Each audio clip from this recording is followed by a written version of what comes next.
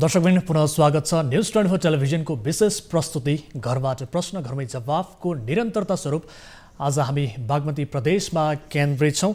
यति बेला हामी लाग्छौँ धादिङतर्फ। धादिङबाट हाम्रा टिभी जर्नलिस्ट बासु श्रेष्ठ प्रत्यक्ष जोडिनु भएको छ। बासु, आज हामी 26औं दिनमा छौँ। लकडाउनको समग्रमा धादिङमा यसको प्रभाव कस्तो छ, कार्यान्वयनको अवस्था कस्तो छ, यहीँबाट सुरु गरौँ।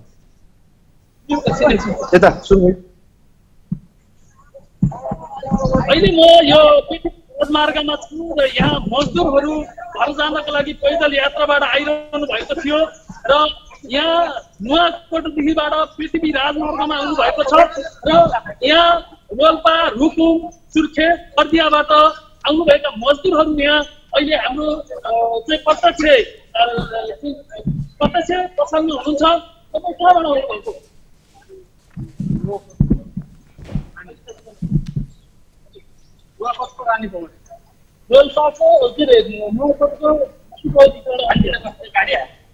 के भन्नुहुन्छ तपाईँहरू? खाना ठेगान छैन, बस्न ठेगान छैन, यसरी लकडाउनको अवस्थामा हिँड्नु भएको छ, के भन्नुहुन्छ?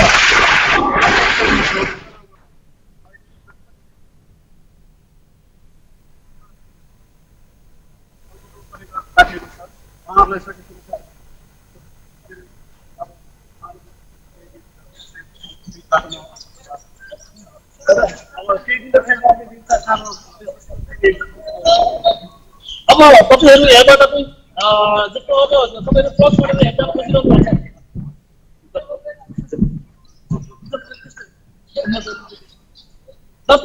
यहाँ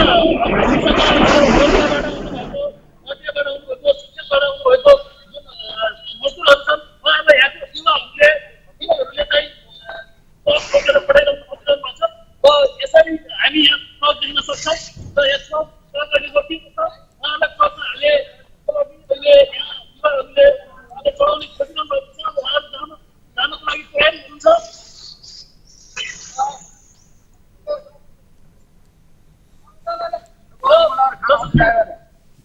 यो राजमार्गमा जुन पैदल यात्रा गरी हिँडेर जुन आउनु भएको छ, उहाँहरूलाई यो ट्रकमा हालेर चढाएर पठाउनको व्यवस्था यहाँका युवाहरूले गरिरहनु भएको छ। हामी देख्न सक्छौँ तपाईँ आफ्नो झोलीतुङ्लो बोकेर यसरी चाहिँ उहाँहरू आएको हामी देख्न सक्छौँ प्रत्यक्ष। र यस्तो जुन केही दिनदेखिबाट पृथ्वी राजमार्ग अन्य दिनहरूमा कोलाडीको लामा लस्कर हुन्थ्यो भने अहिले राजमार्गमा मानिसहरूको लामा लस्कर हामी देख्न सक्छौँ। केही दिनदेखिबाट हजारौँ मजदुरहरू काठमाडौँबाट आफ्नो खालतर्फ लागिरहेका हामीले प्रश्न देख्न सक्यौँ। र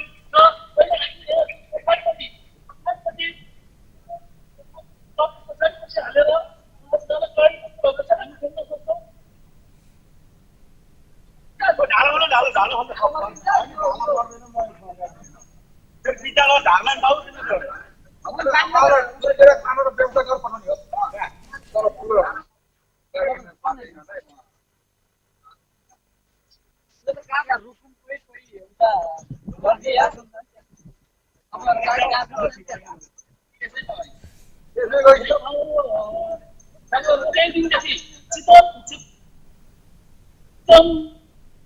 जिल्ला प्रशासनले पैदल यात्रा जाने यात्राहरूलाई फर्काउने काम भएपछि यहाँ आउनु भएको थियो र अहिले दर्शक पनि यति बेला उहाँ हुनुहुन्थ्यो बासु श्रेष्ठ धादिङबाट हामीसँग जोडिनु भएको थियो। उहाँसँगको केही प्राविधिक गडबडी, खास गरी किनभने त्यहाँ धादिङमा बाटोमा अल्पत्र रहेका नागरिकहरू रहेका छन् र उहाँले केही प्रतिक्रिया लिन खोजिरहनु भएको थियो। के गरिरहनु भएको छ भन्ने विषयमा पनि केही जानकारी लिन खोजिरहनु भएको थियो। केही प्राविधिक गडबडीका कारणले यो अलिकति स्पष्ट रूपमा हामीले सुन्न सकेनौँ उहाँहरूको चाहिँ कुराहरू। दर्शकबिन बासु श्रेष्ठ धादिङबाट जोडिनु भएको थियो। यति बेला देशका विभिन्न ठाउँमा मानिसहरू अल्पत्र परेका छन्, अल्पत्र अवस्थामा छन्। यद्यपि प्रधानमन्त्री केपी शर्मा ओलीले पनि हिजो भर्खरै अल्पत्र परेका मानिसहरू जहाँको त्यहीँ राख्ने, बरु चाहिँ उहाँहरूलाई खाद्यान्नको खान नपाएका छन् भने खाद्यान्नको जोहो गर्ने, खाद्यान्नको व्यवस्था मिलाउन सबै स्थानीय तहलाई चाहिँ उहाँले निर्देशन दिनुभएको छ। यति बेला धादिङमा पनि केही व्यक्तिहरू अल्पत्र परेको अवस्था छ। हाम्रा टिभी जर्नलिस्टले देखाइरहनु भएको थियो, टिभी जर्नलिस्टले जानकारी दिइरहनु भएको थियो। बासु श्रेष्ठ हामीसँग प्रत्यक्ष जोडिनु भएको थियो। यद्यपि उहाँसँग हामी फेरि पनि जोडिने कोसिसमा जुटिरहेका छौँ र त्यहाँको जो मजदुरहरू छन्, अल्पत्र परेका मजदुरहरू कहाँ कति दिनदेखि अल्पत्र परेका हुन् त्यो विषयमा हामी जानकारी लिनेछौँ। यति बेला मलाई जानकारी प्राप्त भएअनुसार कोही सर्वसाधारण हाम्रो प्रत्यक्ष टेलिफोन सम्पर्कमा जोडिनु भएको छ, उहाँसँग कुराकानी गर्छौँ। नमस्कार, कहाँबाट को बोल्नु भएको छ? सर म सर्लाहीबाट सर सागरनाथबाट। सर्लाहीबाट सागरनाथ भन्नुभयो? सर सागरनाथ वन विकास परियोजनाबाट सुरेन्द्र यादव। सुरेन्द्रजी, यहाँको समस्या जिज्ञासा के थियो? सर हामीहरूको सर पुसदेखि तलब पाएको छैन सर। अहिले 24 घण्टा सर हामीहरू जङ्गलमा कटिरहेको छु सर, दैनिक जलाधारीमा सर। हजुर। अनि रासन पनि पाएको छैन, कपडा भत्ता पनि पाएको छैन पर प्रहारको, अनि तलब पनि पाएको छैन। अनि सर नेपाल सरकारले सर भनेछ कि निजी क्षेत्रमा काम गर्ने मजदुरलाई मालिकले तलब दिएन भने कारबाही हुनुपर्छ सर। नेपाल सरकारले सर हामीहरूलाई केही दिएको छैन अहिलेसम्म सर। 5 महिना लागिसक्यो सर। 5 महिनादेखि तपाईँहरूले तलब पाउनु भएको छैन? छैन सर। तपाईँहरू खास गरी के काम गर्नुहुन्छ? के काम गर्नुहुन्छ? कतिजनाले तलब पाउनु भएको छैन? सर पुस महिनादेखि 150 जना हामी कार्यरत छौँ वन संरक्षक। कतिजना भन्नुभयो? 150। अब यो तलब दिने जुन तलब दिने निकाय हो अथवा तलब जसले दिनुपर्ने, उहाँले के भनिरहनु भएको छ? सर वन मन्त्रालयले दिनुपर्ने सर। वन मन्त्रालयले भन्छ दिन्छु, अब दिएकै छैन सर अहिलेसम्म सर।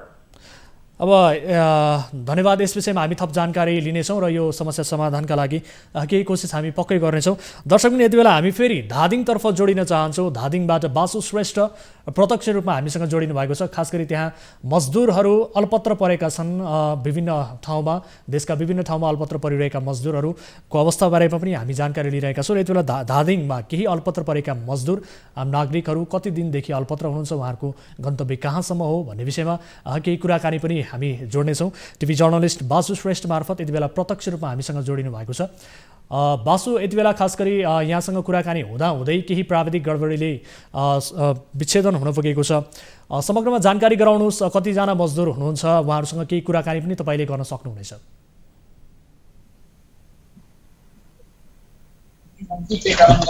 यहाँ धादिङबाट अहिले जुन नुवाकोटदेखिबाट एक रात बाटोमै बसेर उहाँहरू अहिले राजमार्गमा आइपुग्नु भएको छ र यो पृथ्वी राजमार्गमा उहाँहरू अहिले ट्रक चढिरहनु भएको छ।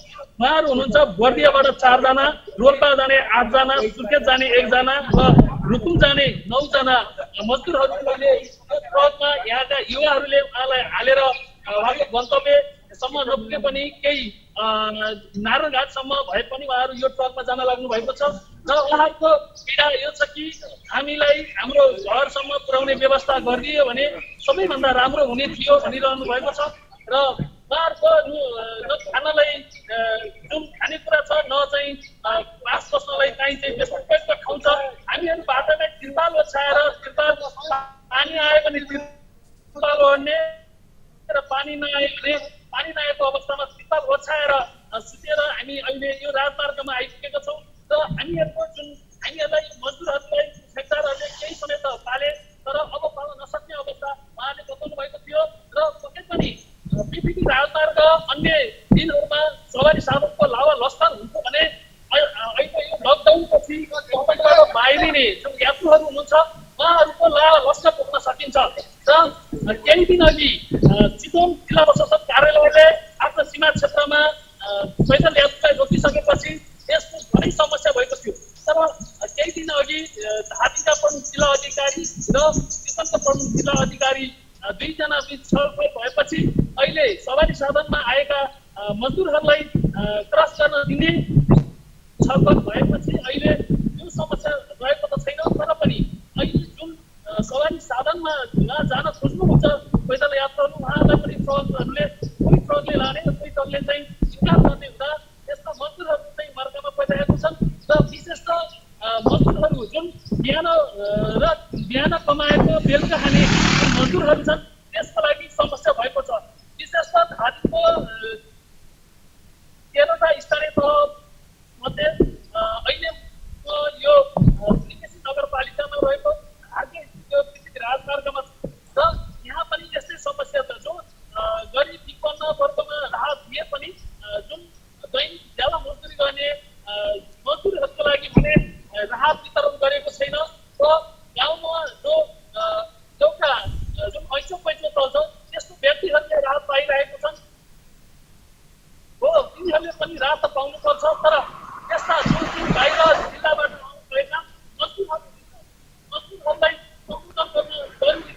किनभने दैनिक बेला मजदुर गर्ने मजदुरहरू हुन्छ, मजदुरहरूको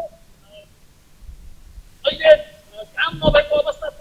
त्यसपछि गएर रासन खाने दोकानवालाले नपकाउने अवस्था छ। नगरपालिका गाउँपालिकाले पक्कै पनि यस्ता मजदुरहरूलाई चाहिँ राहत वितरण गर्न आवश्यक देखिन्छ र यसतर्फ ध्यान दिनुपर्ने देखिन्छ। तर जुन आज हामीले यो राजमार्गमा रिपोर्टिङ गर्ने क्रममा जुन सरकारी पुग्ने सवारी साधन, खाद्यान्न पुग्ने सवारी साधन र ग्यास लगायतका हुन्छ बासु, जानकारीका लागि धन्यवाद यहाँलाई। यहाँसँग हामी पछि फेरि पनि यस विषयमा अपडेट लिनेछौँ, अपडेट लिने नै छौँ। अहिलेलाई भने हामी छुटिन चाहन्छौँ। यति बेला बासु श्रेष्ठ हामीसँग जोडिनु भएको थियो धादिङबाट। खास गरी पृथ्वी राजमार्गमा यति बेला मजदुरहरू अलपत्र परेका छन्। पृथ्वी राजमार्ग मात्र होइन, कोरोना भाइरसका कारण यति बेला देशका विभिन्न क्षेत्रमा गरिखाने वर्ग मजदुरहरू आफ्नो थाथलो जान नसकेर बिच बाटोमै अलपत्र परेको स्थिति छ र उनीहरूको बिचल्ली भएको स्थिति छ र कतिपय मजदुरहरूले खान नपाएका कारण पनि आफ्नो समस्याहरू राखिरहनु भएको छ। खाना नपाएको स्थिति पनि छ मजदुरहरू। यसरी देशका विभिन्न ठाउँमा चाहिँ गरिखाने वर्ग मजदुरहरू पनि बिचल्लीमा परेका छन्, अल्पत्र परेको स्थिति छ। यस किसिमका तस्बिरहरू, बिचल्ली परेको तस्बिरहरू हामीले सामाजिक सञ्जालमा पनि व्याप्त रूपमा देखिरहेका छौँ। र यति बेला पृथ्वी राजमार्गमा अल्पत्र परेका मानिसहरूको बारेमा जानकारी दिँदै हुनुहुन्थ्यो टिभी जर्नलिस्ट बासु श्रेष्ठ। र बागमती प्रदेशमा केन्द्रित छौँ दर्शकबिन। आज हामी बागमती प्रदेश अन्तर्गतका 13वटै जिल्लाको समग्रमा त्यहाँ स्थानीय सरकारले कोरोना भाइरसको सम्भावित जोखिमका लागि नियन्त्रणका लागि गरिरहेको प्रयास, कोसिस र गतिविधिहरू के कस्ता छन्, त्यसतर्फ आम नागरिकको प्रश्न, चासो र सँगसँगै कोरोना लकडाउनले आम नागरिकहरूलाई पारिरहेको प्रभाव, समस्या के कस्ता छन्, यस विषयमा हामी जानकारी लिन गइरहेका छौँ हाम्रा टिभी जर्नलिस्टहरू मार्फत, जो यस विषम परिस्थितिमा पनि ग्राउन्ड जेरो रिपोर्टिङमा खटिरहनु भएको छ र निरन्तर रूपमा आम नागरिकमा सूचना पुर्याइरहनु भएको छ। हाम्रा टिभी जर्नलिस्टहरू मार्फत हामी त्यहाँको वस्तुस्थितिका विषयमा जानकारी लिइरहेका छौँ। खास गरी आज हामी दोस्रो चरणको यो घरबाट प्रश्न घरमै जवाफ विशेष प्रस्तुतिको दोस्रो चरणमा छौँ र दोस्रो चरणमा आइरहँदा हामीले हाम्रा टिभी जर्नलिस्टहरू मार्फत त्यहाँको स्थिति के कस्तो छ, 7वटै प्रदेशको स्थिति के छ भन्ने विषयमा जानकारी लिइरहेका छौँ। र त्यस अन्तर्गत आज हामी बागमती प्रदेशमा केन्द्रित छौँ र बागमती प्रदेश अन्तर्गतका 13वटै जिल्लाका हाम्रा टिभी जर्नलिस्टहरू मार्फत हामीले त्यहाँको पछिल्लो गतिविधि स्थिति के कस्तो छ भन्ने विषयमा जानकारी लिइरहेका छौँ। यति बेला लकडाउन चलिरहेको छ देशमा 26औं दिनसम्म आइपुग्दाखेरि यसको प्रभाव, यसले विभिन्न क्षेत्रमा प्रभाव पारिरहेको छ।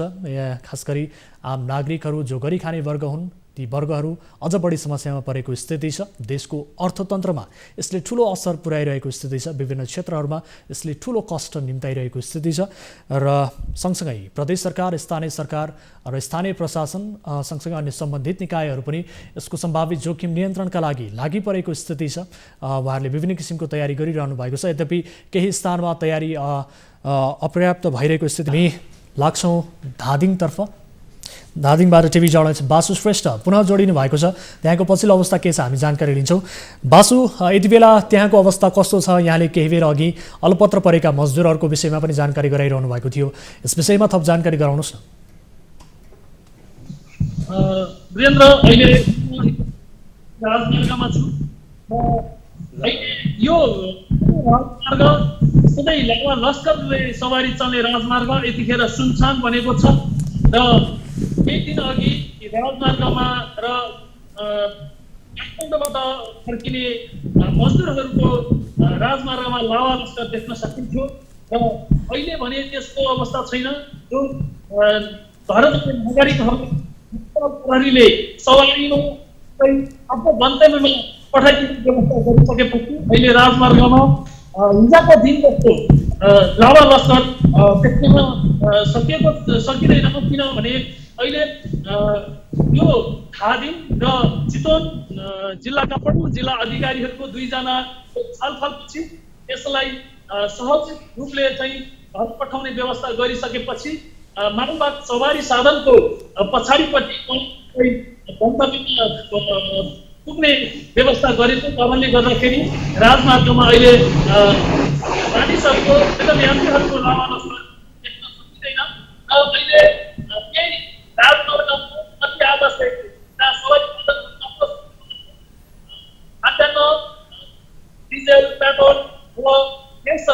औषधिहरू सरकारी पुग्ने सवारी साधनहरू पुग्ने सवारी साधनहरू मात्र छ। यद्यपि हिजोका दिनहरूमा जुन मजदुरहरू यो सडकमा लस्त देखेको छैन र यो पैदलको लागि खानाको व्यवस्था खाजाको व्यवस्था केही समाजसेवीहरूले केही युवाहरूले र गाउँपालिकाहरूले जस्तो बासु अब यति बेला पृथ्वी राजमार्गमा जो अल्पत्र परेका मजदुरहरू छन् नागरिकहरू छन् ती नागरिकहरूको उद्धारका लागि त्यहाँको स्थानीय प्रशासनले के गरिरहेको छ? यद्यपि जहाँ हुनुहुन्छ त्यही बस्ने अथवा उनीहरूलाई चाहिँ बरु खाद्यान्नको व्यवस्था गर्ने भनेर यसअघि प्रधानमन्त्री केपी शर्मा ओलीले पनि भनिसक्नु भएको अवस्था छ। उहाँहरूको अवस्था चाहिँ कस्तो छ? दर्शकबिन यति बेला बासु श्रेष्ठ टिभी जर्नलिस्ट हामीसँग धादिङबाट प्रत्यक्ष जोडिनु भएको थियो। यहाँले त्यहाँ नागरिकहरू खास गरी मजदुर नागरिकहरू पृथ्वी राजमार्गमा यति बेला अल्पत्र परिरहेको स्थिति छ। उहाँहरूको अवस्था कस्तो छ, उहाँहरूको उद्धारका लागि कस्तो किसिमको प्रयास भइरहेको छ भन्ने विषयमा प्रत्यक्ष जानकारी लिने कोसिसमा हामी जुटिरहेका थियौँ। यद्यपि प्रधानमन्त्री केपी शर्मा ओलीले पनि अल्पत्र परेका नागरिकहरू जो विभिन्न देशभित्र अल्पत्र परेका नागरिकहरू छन् ती नागरिकहरूलाई त्यहीँ राख्ने बरु खाद्यान्नको जोहो चाहिँ गर्न सकिने भनेर भन्नुभएको थियो र स्थानीय सरकारलाई पनि यस किसिमको निर्देशन प्रधानमन्त्री केपी शर्मा ओलीले दिनुभएको छ र त्यो निर्देशन दिइसके पश्चात पृथ्वी राजमार्गमा अल्पत्र परेका नागरिकहरूको अवस्था के छ भन्ने विषयमा जानकारी लिइरहेका छौँ। यति बेला बासु हामीसँग प्रत्यक्ष टेलिफोन सम्पर्क मार्फत फेरि जोडिनु भएको छ। बासु, जानकारी गराउनुहोस्। यहाँले जानकारी गराउँदै हुनुहुन्थ्यो विशेष गरेर अल्पत्र परेका जो मजदुरहरू छन् उहाँहरूको उद्धारका लागि केही प्रयासहरू भइरहेको छ कि छैन, उहाँहरू कसरी बसिरहनु भएको छ अहिले? अहिले धादिङको जुन मञ्चहरूको लागि व्यवस्था गर्ने नेपाल सरकारले गरिरहँदा तर त्यस्तो जुन गाउँपालिकाले त्यस्तो गरेको पाइँदैन। किनभने गाउँपालिकाले र नगरपालिकाले आफ्नो गाउँका स्थानीय नागरिकहरूलाई मात्र राहत वितरण गरेको हामी पाउँछौँ र गरिब विपन्न र जुन बाह्य जिल्लाबाट आउने नागरिकहरूलाई राहत दिनुपर्ने हो त्यस्तो राहत उनीहरूले पाएको छैनन्। र जुन मजदुरी गर्ने बिहान दिउँसो काम गरेर बेलुका खाने नागरिकहरू जुन त्यस्ता नागरिकहरूले अहिलेसम्म गाउँपालिका र नगरपालिकाले त्यसलाई सम्बोधन गरेका छैनन् र जुन इटा भट्टाका मजदुरहरू छन् तिनीहरू मजदुरहरू पनि निश्चित समयका लागि जुन कम्पनीको मालिकहरूले उहाँलाई खानपानको व्यवस्था गरे पनि अहिले जुन त्यस्तो अवस्था नभएको र उनीहरू घर जान बाध्य भएको भनेर हामीले अघि न केही समय अगाडि पनि हामीले प्रत्यक्ष प्रसारणमा जोडेका थियौँ। उहाँहरू नुवाकोटबाट आउनुभएको थियो र नुवाकोटमा खानको लागि अब असुविधा भएको कारणले गर्दाखेरि हामीहरू घर जान बाध्य भयो भनेर उहाँले भनिरहनु भएको थियो। हो, पक्कै पनि आम मजदुरहरूको लागि भने राहतको जुन नेपाल सरकारले घोषणा गरेको थियो त्यो घोषणा गर्ने अनुरूप पक्कै पनि छैन। मजदुरहरूका लागि इटा भट्टाको मजदुरहरूको लागि केही समय कम्पनीका जुन भट्टा कम्पनीहरूले त्यसलाई व्यवस्थापन गरे पनि अहिले जुन भट्टावालाहरू खानको लागि पानी पर्छ, अहिले पानी पर्ने समस्याको कारणले जस्तो पानीले चाहिँ आफ्नो बस्ने वासस्थान पनि भत्किने भएको, काँचो इटाले भत्किने भएकोले आफू घर जान बाध्य भएको उहाँले बताइरहनु भएको थियो। स्थानीय निकायले पक्कै पनि गरिब विपन्न वर्ग जुन स्थायी रूपले बस्ने यहाँका नागरिक हुनुहुन्छ उहाँहरूलाई राहतको प्याकेज वितरण गरे पनि जुन बाह्य जिल्लाबाट आउने मजदुरहरूको लागि भने त्यो व्यवस्था नगर्दाखेरि यस्तो अवस्था आएको छ र काठमाडौँबाट विभिन्न जिल्लाबाट आउने राजमार्गमा जुन पैदल यात्रा गर्ने यात्रुहरूलाई यहाँका युवाहरूले मालवाहक सवारी साधनको पछाडिपट्टि राखेर पठाउने व्यवस्था गरेको छ। नेपाल प्रहरीले पनि अहिले जानकारी दिनुभयो। यति बेला विशेष गरेर जो मजदुरहरू छन् बाहिर जिल्लाबाट आएर धादिङमा काम गर्ने, निर्माण कम्पनीमा काम गर्ने कतिपय व्यक्तिहरूले चाहिँ विशेष गरेर निर्माण कम्पनीका मालिकहरूले पैसा पनि नदिएको, तलब पनि नदिएको, धेरै लामो समयदेखि तलब नदिएका कारणले पनि समस्यामा परिरहेको गुनासोहरू पनि गरिरहेका छन्। यति बेला ती व्यक्तिहरूलाई पनि अझ भनौँ स्थानीय तहले पनि राहतको पहुँचसम्म नल्याउँदाखेरि उनीहरूमा अझ बढी समस्या छ। अब यसलाई उनीहरूलाई पहुँचमा ल्याउनको लागि स्थानीय सरकारले के गरिरहेको छ, स्थानीय प्रशासनले यसतर्फ के गरिरहेको छ, के गरिरहेको छ अथवा छैन? पक्कै पनि मजदुरहरूको लागि जुन चाहिँ नेपाल सरकारले जुन घोषणा गरेको छ, निर्देशन जारी गरेको छ, पक्कै पनि धादिङमा जुन स्थानीय निकायहरूले पालना गरेको पाएको छैनौँ। मजदुरहरूले खान नपाएका कारणहरू घर फिर्ता हुनु परेको जुन कथा हामीलाई चाहिँ उनीहरूको पीडाहरू हामीलाई बताइरहेका छन् र केही स्थानीय तहले केही मजदुरहरूको लागि व्यवस्था गरे पनि अहिले पछिल्लो समय धादिङको यो धुनीबेसी नगरपालिका औद्योगिक करिडोरको रूपमा पनि परिणत भएको हुँदाखेरि जुन यस्ता नागरिकहरू जुन मजदुरहरू छन् उनले जुन राहत पाउनु पर्ने हो गाउँपालिकाले वितरण गरेको अवस्था छैन र त्यो वितरण नगर्दाखेरि आफूहरूले चाहिँ खान नपाउने अवस्था भइसकेपछि उनीहरू आफ्नो छाडतर्फ लाग्नको लागि बाध्य भएर यो राजमार्ग हुँदै उनीहरू गन्तव्यमा लागेको हामी प्रशस्त देख्न सक्छौँ। वीरेन्द्र, जस्तो बासु यति बेला अब यो विषम परिस्थितिमा त्यहाँको स्थानीय प्रशासन, स्थानीय सरकारले के कस्तो किसिमको गतिविधि गरिरहेका छन्? यसको सम्भावित जोखिमलाई नियन्त्रण गर्न उहाँहरूको गतिविधि चाहिँ कस्तो छ? अहिले जुन पछिल्लो समय स्थानीय तहको गतिविधिलाई निहाल्ने हो भने जुन अहिले आइसोलेसन र क्वारेन्टाइनको कुरा छन्, कोरोना संक्रमणको जुन चाहिँ पोजिटिभ देखियो भने त्यस्ता नागरिकलाई राख्ने व्यवस्थित रूपले क्वारेन्टाइनको व्यवस्था पनि केही मात्र त्यस्ता देख्न सकिन्छ। आम ठाउँमा भने त्यस्तो क्वारेन्टाइन र आइसोलेसनको व्यवस्था नभएको अवस्था छ र यहाँ जुन जति पनि स्थानीय तहले निर्णय गर्ने तर कार्यान्वयन नगर्ने अवस्था छ। यो सङ्क्रमण देखा परिहाल्यो भने धादिङको हकमा हो भने पक्कै पनि यहाँबाट त्यस्तो चाहिँ सङ्क्रमण चाहिँ देखियो भने काठमाडौँ लानुभन्दा अरू विकल्प देखिँदैन र यो कारण यो यस्तो अवस्थामा जुन स्थानीय निकायलाई कोरोना सङ्क्रमणको चाहिँ बजेट पनि छुट्याएको छ, तर त्यो बजेट छुट्याए पनि तर त्यो व्यवस्था भने त्यसरी सुविधा दिन सकिरहेको छैन। वीरेन्द्र, जस्तो अब यति बेला यहाँले जुन जानकारी गराउनु भयो, तयारी गतिविधि पनि प्रभावकारी देखिएको छैन। एकातिर राहत वितरणमा पनि पाउनुपर्ने व्यक्तिहरूले पाइरहेको स्थिति छैन, उहाँहरूको पनि समस्या आफ्नै ठाउँमा छ भनिरहँदा अब सङ्घीय सरकार, प्रदेश सरकारले पनि स्थानीय सरकारलाई आफ्नो हिसाबले निर्देशन दिएको छ, राहत वितरणको जिम्मा स्थानीय तहलाई दिएको छ। यसबाहेक अन्य गतिविधिका लागि पनि थुप्रै निर्देशनहरू दिएको छ। अब स्थानीय सरकारले प्रदेश सरकारसँग अथवा प्रदेश सरकार पछि सङ्घीय सरकारसँग पनि उनीहरूले गरिरहेको समन्वयको अवस्था कस्तो पाउनु भएको छ? यहाँले रिपोर्टिङ गरिरहँदा उहाँहरूको निर्देशन जुन छ, यो निर्देशन कार्यान्वयन गर्ने सवालमा होस् अथवा उहाँहरूको अन्य गतिविधि गरिरहँदा यसको समन्वय चाहिँ कस्तो पाउनु भएको छ एक आपसमा स्थानीय सरकार, प्रदेश सरकार र सङ्घीय सरकारमा? केन्द्र पक्कै पनि केन्द्र सरकारलाई प्रदेश सरकारसँग गर्नुपर्ने स्थानीय सरकारले समन्वय भने उनीहरूले त्यो कुरामा पुरा गरे पनि व्यवहारमा लागू गरेको पक्कै पनि देखिँदैन। किनभने आइसोलेसन राख्ने कुरा, क्वारेन्टाइन राख्ने कुरा, दैनिक मजदुरहरूलाई राहत दिने कुराहरूमा जति पनि कुराहरू आएका छन् तर त्यो कुरा लागू भएको हामीले पाएको छैनौँ। किन पाइरहेका छैनौँ भने निर्देशन जारी गरेको उनीहरूले एउटा मापदण्ड छ, आइसोलेसन राख्ने मापदण्ड छ, क्वारेन्टाइन राख्ने मापदण्ड छ, तर त्यो मापदण्डलाई उनीहरूले लताएर उनीहरूले आफू खुसी रूपले कोही धादिङकै हकमा भन्ने हो भने जुन धुनीबेसी नगरपालिकाले एउटा प्रहरी चौकीको बिचमा लिएर गएर क्वारेन्टाइन राखेको अवस्था छ। हामीले यसै हाम्रै टेलिभिजनबाट प्रत्यक्ष प्रसारणमा पनि हामीले पाएका थियौँ।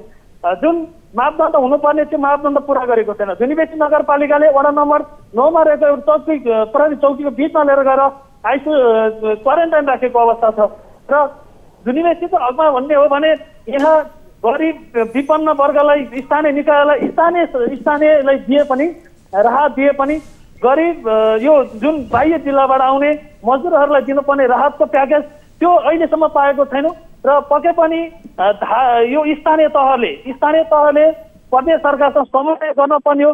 उनीहरूले निर्देशन जारी गरेको छ, त्यो निर्देशनको परिपालना धादिङको स्थानीय तहले गरेको अवस्था छैन। वीरेन्द्र, जस्तो बासु यति बेला अब सरकारले खास गरेर स्वास्थ्य परीक्षणको दायरा पनि फराकिलो बनाउने भनिरहँदा धादिङमा कोरोना भाइरसको आशंकामा परीक्षण गर्नेहरूको सङ्ख्या कस्तो छ, कसरी परीक्षण भइरहेको छ, अब स्वास्थ्य कर्मीहरूको परिचालन कसरी भइरहेको छ, जनशक्तिको अवस्था चाहिँ कस्तो छ? पक्कै पनि धादिङमा ऱ्यापिड टेस्टको लागि 300वटा टेस्टको लागि आएको थियो र 267वटा टेस्ट भएको थियो र 300 टेस्टमा 267मा एकजनालाई धादिङका ज्वालामुखी गाउँपालिका 1 युवकलाई चाहिँ कोरोना संक्रमण भएको पोजिटिभ देखेको थियो ऱ्यापिड टेस्टमा भने पछिल्लो समयको स्वाब परीक्षणमा भने नेगेटिभ देखियो। तर यसरी धादिङमा विदेशबाट आउने संख्या 535 जना रहेको छ, जुन कि तथ्याङ्कमा भएका व्यक्तिहरू 535 जना रहेका छन्। 500वटा किट आएको छ, 300वटा किट आएको छ, 267वटा किट मात्र परीक्षण भएको छ र त्यसमा एकजनालाई मात्र देखा परेको छ। र यसरी हेर्नु त किटको पनि पर्याप्त उपलब्ध नहुँदाखेरि परीक्षण गर्नलाई समस्या भएको छ। जुन हामीले हिजो यही घटनालाई हेर्ने हो भने कतिको तयारी छ भन्ने कुरा प्रश्न भएको छ। धादिङमा एउटा एम्बुलेन्सलाई बाट ल्याउनु पर्ने पोजिटिभ देखिएको जुन नागरिक थिए, ज्वालामुखी गाउँपालिकाका 1 युवक थिए, उनलाई ल्याउनको लागि एम्बुलेन्स मगाउँदाखेरि एम्बुलेन्सले नमानेको घटनाहरू पनि हामीसँग ताजा छ। यसले के छ भने जुन तयारी हुनुपर्ने हो त्यो तयारी भएको पक्कै पनि छैन।